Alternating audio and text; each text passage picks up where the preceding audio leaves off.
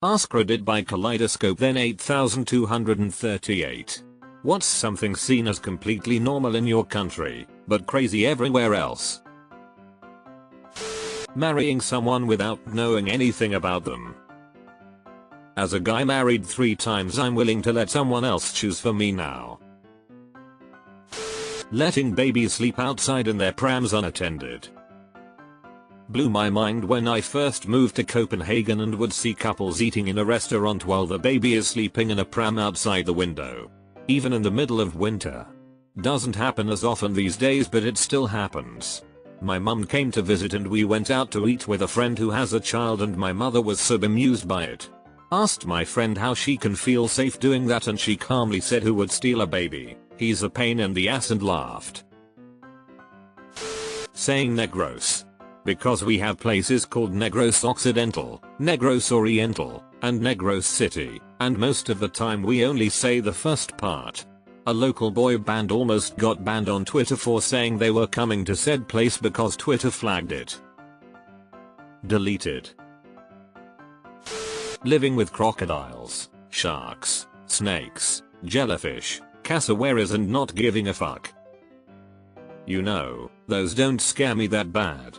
But I could never visit Australia, because I have pretty bad arachnophobia, and the mere thought of a spider hiding in the toilets or in my shoes would keep me in a state of near constant panic.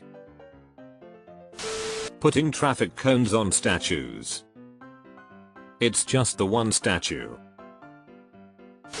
Open carry firearms.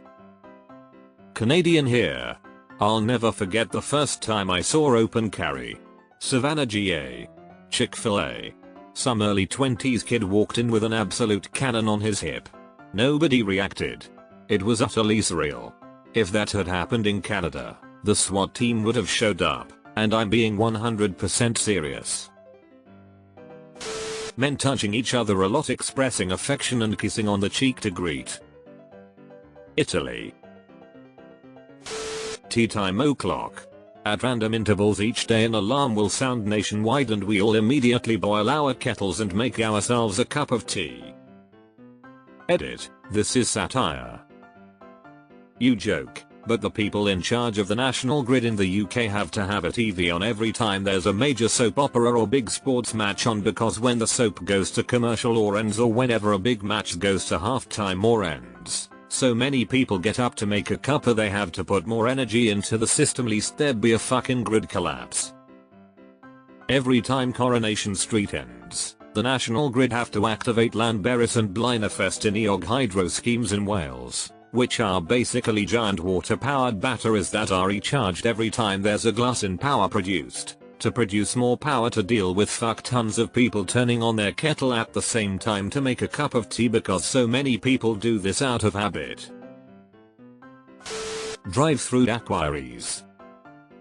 I fell in love last night with a girl from Louisiana. People willing to queue for free buckets. New stores opening and giving out free buckets. Bribing people into taking the COVID vaccine with free buckets. Fucking buckets. I'll admit, once or twice I've bought a bucket of fruit or other produce for, you guessed it, just the free bucket. Bucket is a weird word now. I used to make fun of my mom because she always bought stuff for the free buckets, even though we had plenty of buckets at home. And then last year I bought a bucket of apples without even giving it a second thought, because I was like, oh, a bucket, could use one. I only realized what I had done on my way home. It sneaks up on you. Driving literally everywhere. Unless you live downtown in a city, there's a 99% chance that you have to drive to get to all the basic places you have to go. School, work, the grocery store, the gym, church, temple, mosque, doctor's office, etc. Combined with a lack of public transportation requiring you to drive everywhere. No wonder we, Americans, measure distance with time. A lot, but I'll go with the holiday traditions. My family never participated, but in general, couple of days before Christmas, you buy a carp. A living carp. You then keep it in your bathtub up until the Christmas day, Take it out most likely to the sink to use the bathtub and then put it back, and when the Christmas morning comes, well, you kill it and start preparing your Christmas dinner. The Easter is interesting as well. Living carp in bathtub? Poland? The pants that are used for cold weather trousers, I guess people call them, are called tracky edaks here. Snoutpants? Lined pants? I'm in Canada and wonder what you mean. The amount of nudity in public places. Where are you from? Asking for a friend. I can't afford to get this medical condition treated. You described more than half the world. Using bicycles to get everywhere and it being your main mode of transport until at least 16 yo, but often way older. And having the infrastructure for that. And not wearing helmets. Hello Udachi.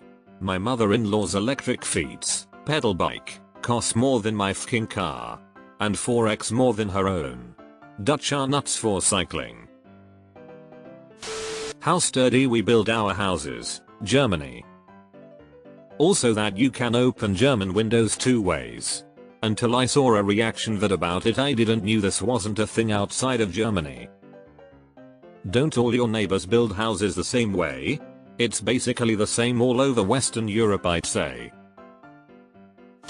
Corruption and sabotage of our power grid leading to electricity being switched off for up to 12 hours a day. Hobos directing traffic when above mentioned power goes out and traffic lights don't work, and everyone obeys them. Car guards. Runaways and smileys. A buffalo on the highway. 3 capital cities. 11 official languages. $5,000 for a 2-mile ambulance ride. OMG, this happened at me. I was at work and wanted to go to the ER in an Uber, but my bosses would not allow it, so they had security call an ambulance. Looking back, I realize it was probably BC of a liability legal thing, but oh man, it was so frustrating. Luckily my bill was only $2K. Drilling a hole in a tree in your front yard, collecting the sap in a bucket, then boiling that down to something edible. Quebec? You have to bring garlic with you at night because of vampires. Staten Island? You pull the milk bag out in front of another Canadian and it's like, yeah, of course, the milk bag, we've all seen it. You pull the milk bag out in front of anyone from anywhere else and it's as if you punch them square in the jaw. I grew up with milk bags in Brazil. We even had a special jar to put the bag in. Giant huntsman spiders, we see them as friend not foe. Walking barefoot in the middle of a city. Shoes are only required to combat molten sand or bindus, you know, life and death stuff.